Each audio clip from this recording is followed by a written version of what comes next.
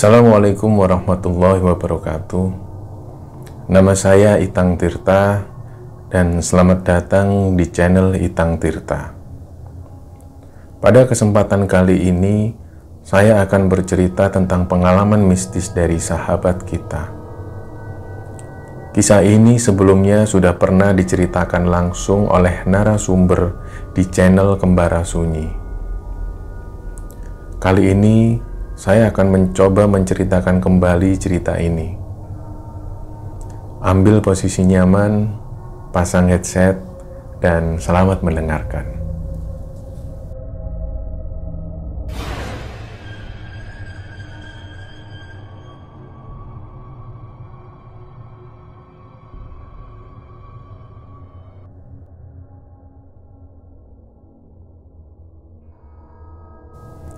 Kisah ini berawal dari Cak Man.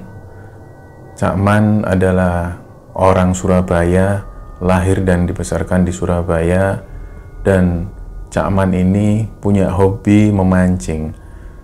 Jadi sudah bertahun-tahun lamanya Cak Man ini menggeluti hobi mancingnya. Dan pada satu saat, pada satu hari, Cak Man ini mengalami kejadian yang benar-benar tidak bisa dilupakan selama hidupnya, yaitu pada saat Cak Man mancing di tengah laut dan dia bertemu dengan rombongan kereta kencana, di mana rombongan kereta kencana ini melintas persis di hadapan Cak Man dan teman-teman. Jadi pada waktu itu Cak Man sedang mancing di tengah laut menggunakan perahu ukuran kecil, ukuran yang menampung 8 orang. Mereka mancing di tengah laut, dan pada tengah malam ketika mereka lagi asik mancing, tiba-tiba terdengar suara gemerincing kuda, dan semakin lama suara gemerincing kuda ini semakin mengeras, dan kemudian dari arah yang jauh itu mereka semua melihat ada kereta kencana yang lewat di tengah samudra dan kemudian melintas di depan Cak Man dan teman-teman. Kejadian itulah yang membuat Cak Man sudah nggak mau lagi memancing karena benar-benar trauma dengan pengalaman pada waktu itu. Pada akhirnya ketika Cak Man sudah lama nggak mancing, sekitar hampir 1 tahun setelah kejadian itu, Cak Man kemudian mendatangi sebuah resepsi pernikahan, di mana pada saat itu Cak Man ketemu dengan sahabatnya yang pada waktu itu juga suka mancing. Dan ketika ketemu, Cak Man kemudian diajak lagi mancing oleh temannya ini. Jadi pada waktu itu ada sebuah dialog di mana Cak Man diajak mancing di salah satu tambak di Surabaya yang letaknya tidak jauh dari rumah Cak Man. Pada waktu itu Cak Man mengiyakan dan janjianlah mereka. Di jam 7 pagi kemudian mereka berangkat mancing. Sebelumnya mereka membeli perlengkapan pancing lebih dulu, termasuk membeli umpan dan segala macam. Kemudian mereka berdua berboncengan motor berangkat menuju tambak yang dimaksud. Ketika berjalan lebih dari setengah jam perjalanan itu, Cak Man menaruh curiga awalnya, karena pemikiran Cak Man di awal, tambak yang dimaksud adalah tambak yang letaknya tidak jauh dari rumahnya Cak Man. Ternyata mereka melewati itu. Kemudian Cak Man bilang, loh kok nggak berhenti di tambak itu? Terus temennya bilang, iya bukan yang di situ, tempatnya agak jauh lagi. Kalau kita mancing di situ dapatnya cuma dikit. Kita pergi ke arah sana yang tambaknya agak jauh, itu di sana ikannya banyak dan pemancingnya cuma sedikit. Akhirnya berangkatlah mereka meneruskan perjalanan, dan hampir setengah jam lagi, jadi total 1 jam perjalanan, barulah mereka sampai di tambak tersebut. Jadi tambak pemancingan ini melewati hutan-hutan mangrove dan daerahnya sangat sepi sekali, dan menjorok ke arah sana sedikit ini sudah laut. Jadi mereka pun memarkirkan motornya. Ada sebuah warung yang terbuat dari gubuk kecil. Mereka parkirkan motornya di situ dan mulailah mereka berjalan. melewati jalan setapak yang tanah dan lumpur itu, melewati beberapa tambak dan ketemu satu gubuk, di mana satu gubuk ini ada penjaganya. Kemudian mereka berjalan lagi lebih masuk ke dalam, melewati pohon-pohon dengan ukuran besar, termasuk pohon-pohon dengan pohon-pohon mangrove dengan ukuran besar itu. Mereka masih jalan lagi menuju yang lebih dalam dan jauh meninggalkan tempat parkir motornya tadi. Pada waktu itu Cak Man bertanya lagi, "John, ini kok kita jalan semakin jauh, John? Apa kamu nggak salah kita lewat sini?" Lah, si Joni temannya Cak Man bilang, "Enggak, sudah bener. Ini kedua kalinya aku kesini, Cak Man." Akhirnya mereka jalan lagi dan sampailah mereka di satu gubuk, di mana di gubuk itu ada satu orang penjaga tambak. Dan sepertinya penjaga tambak ini sudah kenal dengan Joni. Dan penjaga tambak ini pun kemudian mempersilahkan mereka berdua mancing. Nah, mulailah bersiap-siap. Cak Man mulai bersiap-siap, memasang umpan dan segala macam. Terus mereka mulai melempar kailnya. Di 1 jam pertama, mereka sudah mendapatkan beberapa ikan, tapi ukurannya tidak begitu besar. Pada waktu itu, Cak Man merasa kurang puas dan ingin mendapatkan ikan yang lebih besar ukurannya. Pada waktu itu Cak Man melihat ada satu tambak dengan ukuran yang lebih kecil dan banyak terdapat pohon-pohon rindang di situ. Akhirnya Cak Man tertarik untuk menuju ke sana. Mulailah Cak Man berjalan menuju ke tambak itu dan Cak Man mulai duduk di bawah pohon yang rindang itu dan mulai melemparkan kailnya. Pada saat Cak Man mancing, memang banyak sekali ikan yang menarik kailnya. Dan belum lama Cak Man melempar kail, umpan yang dilempar Cak Man ini sudah digondol oleh ikan yang besar. Pada waktu itu Cak Man senang sekali dan kemudian berusaha mencari temannya Joni ini. Karena Joni tidak ikut mancing di situ. Pada saat Cak Man mencari Joni, ternyata Joni tidak tampak di pandangan Cak Man. Akhirnya Cak Man melanjutkan mancing dengan hati yang senang karena begitu banyak ikan dan ikannya besar-besar.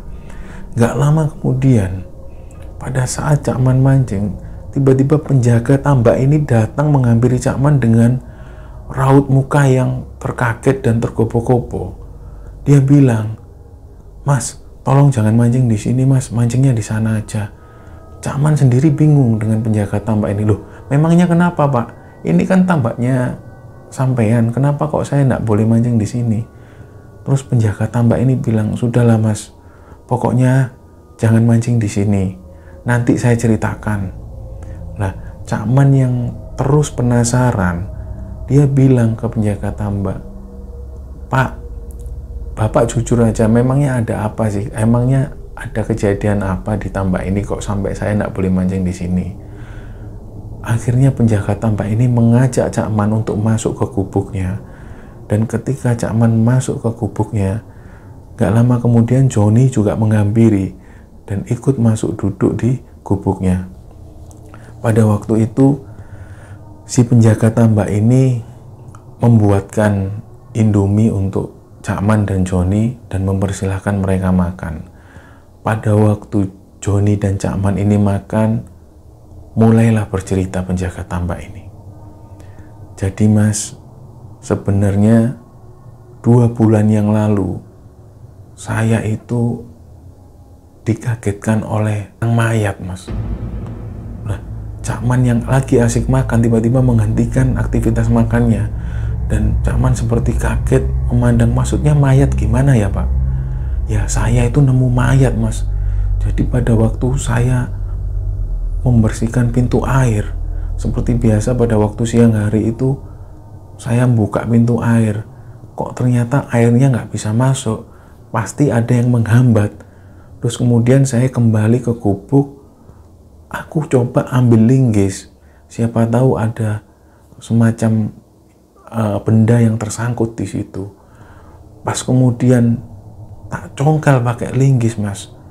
Aku kaget, ternyata itu ada mayat perempuan yang sudah tertelungkup di situ, Mas, dan baunya busuk sekali, Mas. Aku lari. Pada saat aku lari, aku manggil teman-temanku yang juga jaga tambak. Aku bilang, aku baru nemu mayat di tambakku. Lah teman-temanku juga kaget, loh mayat gimana? Mayat perempuan. Iyo, mayat perempuan. Nah terus gimana? Ada salah satu temanku yang bilang, kita laporkan polisi aja. Lah aku ndak mau mas, karena aku takut nanti di kantor polisi aku ditanya-tanya yang macem-macem. Aku malah bingung, nanti keluarga aku nyari malah repot kan. Terus aku bilang ke teman-temanku yang juga penjaga tambak, gimana kalau kita kubur aja seadanya, kita makamkan di belakang gubukku situ, terus kita doakan seadanya, gimana?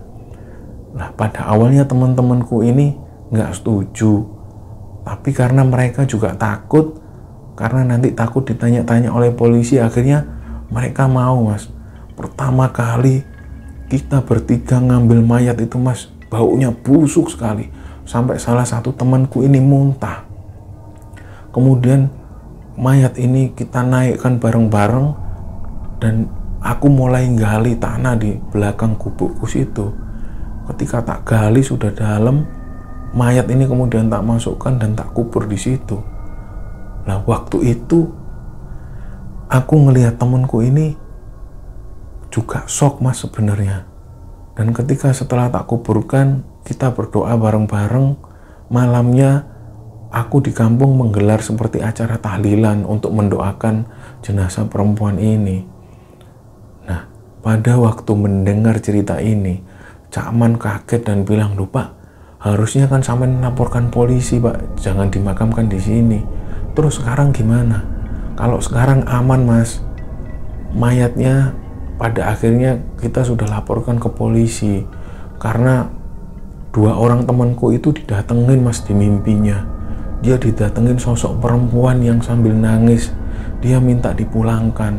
Akhirnya teman-temanku tidak kuat, besoknya kita lapor ke polisi dan polisi datang ke sana. Ya mau nggak mau kita dibawa ke kantor polisi mas, kita dimintain keterangan gimana ceritanya, kronologisnya gimana kita nemu mayat ini.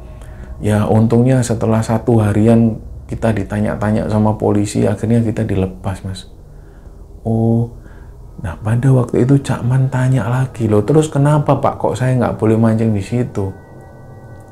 Nah ceritanya gini mas, setelah mayat itu diidentifikasi oleh polisi dan dibawa ke kamar jenazah oleh polisi, pada waktu itu sore-sore, waktu saya membersihkan tambak dan waktu buka pintu air, itu kejadiannya sore hari loh mas. Aku itu dengar ada suara perempuan nangis. Aku juga mikir, ini yang nangis siapa? Padahal nggak ada orang di sini. Di sini ini ada 4 tambak, dan 4 tambak itu aku yang jaga mas. Jadi nggak mungkin ada orang lain selain aku. Nah pada saat aku dengar suara perempuan nangis, aku otomatis nyari. Aku takutnya ada perempuan yang diperkosa atau dilecehkan oleh orang-orang, kan aku juga curiga. Aku mulai cari suara itu, ternyata nggak ketemu. Nggak ada satupun orang, apalagi cewek. Nah, pas waktu aku kembali ke gubuk, suara tangisan itu terdengar lagi, seperti suara perempuan yang nangis itu loh mas. Aku keluar dari gubukku itu, kemudian aku toleh ke kanan, toleh ke kiri, nggak ada satupun orang. Pada waktu itu aku lari, mengambil motorku, terus aku pulang. Dan aku bilang ke istriku, "Dek, aku baru aja dengar suara perempuan nangis di tambak." "Yang bener mas." "Iya, aku kok takut jangan-jangan arwah perempuan yang meninggal di situ itu ya Dek." Istriku bilang, "Mas jangan nakut-nakutin mas, soalnya kemarin aku juga ngimpi ada perempuan yang minta tolong." "Loh masa Dek?" "Iya, kemarin itu aku ngimpi ada perempuan dengan pakaian compang-camping itu, dia minta tolong sambil nangis." Aku juga takut mas. Nah akhirnya setelah kejadian itu, aku ndak lagi datang ke tambak, Mas. Hampir berhari-hari aku ndak berani datang ke tambak. Terus begitu Joni ini nelpon aku, pengen mancing, akhirnya aku baru main ke tambak lagi. Makanya aku ngelarang sampean untuk mancing di sana. Mendengar cerita dari penjaga tambak itu, Cak Man kemudian mendengarkan dengan seksama dan kemudian mereka pulang dan tidak lagi melanjutkan mancing. Setelah beberapa bulan setelah hari itu, Cak Man kemudian ingin mancing lagi di tambak tersebut bersama dengan temannya Joni ini. Pada waktu itu, ketika Cak Man datang di lokasi tambak ini, dilihatnya di gubuk penjaga tambak ini tidak ada, jadi gubuknya terkunci. Nah, pada saat melihat gubuknya terkunci, Cak Man ini kemudian memutuskan untuk mancing di tambak yang lokasi ditemukan jenazah perempuan itu. Cak Man kemudian mulai memasang umpannya dan melemparkan kailnya tanpa ada pikiran apapun, tanpa ada pikiran ketakutan apapun. Dan ketika Cak Man melempar kailnya, awalnya tidak ada kejadian apapun. Hampir sekitar 2 jam sampai menjelang jam 2 siang, Cak Man mulai merasakan keanehan. Pada saat Cak Man melempar kail dan bersantai, pada saat itu ada seperti tiupan yang meniup di telinga Cak Man. Dan tiupannya itu keras sekali, seperti itu. Dan ketika ditiup seperti itu, Cak Man secara otomatis menoleh ke kanan dan melihat ternyata nggak ada siapa-siapa. Tapi tiba-tiba angin itu bertiup sangat kencang. Dan pada saat bersamaan Cak Man itu merasa bulu kuduknya merinding. Dan entah kenapa pada saat itu, padahal di siang hari, Cak Man itu merasa merinding sekali. Dan setelah kejadian itu, Cak Man pindah agak menjauh dari lokasi di awal. Kemudian ketika pindah, Cak Man mulai melempar lagi kailnya, dan gak lama kemudian di tengkuk belakang ini seperti ada yang membelai leher Cak Man. Nah, pada saat itu Cak Man lagi-lagi menoleh ke belakang dan tidak ada satu orang pun. Tapi betul-betul Cak Man ini merasa seperti tengkuk lehernya ini seperti dibelai dengan jari. Pada saat itu Cak Man kemudian membereskan alat pancingnya dan lari menuju ke titik di mana Joni mancing. Cak Man bilang ke Joni, "Jon, aku baru aja diganggu, Jon. Ini telingaku ditiup sama cewek itu." Terus Joni bilang, "Lah gimana kamu bisa tahu kalau itu cewek?" "Iya, karena awalnya itu aku bau wangi-wangi melati. Tiba-tiba bau wangi melati itu tiba-tiba berubah jadi bau busuk dan aku merasa aku itu ditiup. Benar-benar telingaku itu ditiup. Dan setelah kejadian itu aku pindah. Dan setelah aku pindah, ini di bagian tengkuk leher belakangku ini seperti ada yang membelai dengan jari, kemudian ditiup lagi. Lah waktu itu aku lari, udah aku nggak berani. Udah Jon, bener-bener ini nggak beres tempat ini, Jon. Kita pindah aja, Jon, nggak usah mancing di sini." Nah, dari kejadian itu akhirnya mereka berdua memutuskan untuk pindah. Dan Joni dan Cak Man pun pindah di satu lokasi tambak yang agak dekat dengan jalan raya. Pada saat mereka mancing, kemudian ada penjaga tambak yang datang dan dia tanya ke Cak Man dan Joni, "Dari mana, Mas?" "Dari mancing, Pak. Dari mancing di tambak yang sana loh, yang jauh." "Loh, Mas, sampean kok berani mancing di sana, Mas? Itu kan pernah ada jenazah perempuan yang ditemukan meninggal di sana." "Iya, Pak. Saya sudah tahu." "Loh, kok sudah tahu kok Masnya masih berani mancing di sana?" "Iya, Pak, soalnya ikannya itu besar-besar.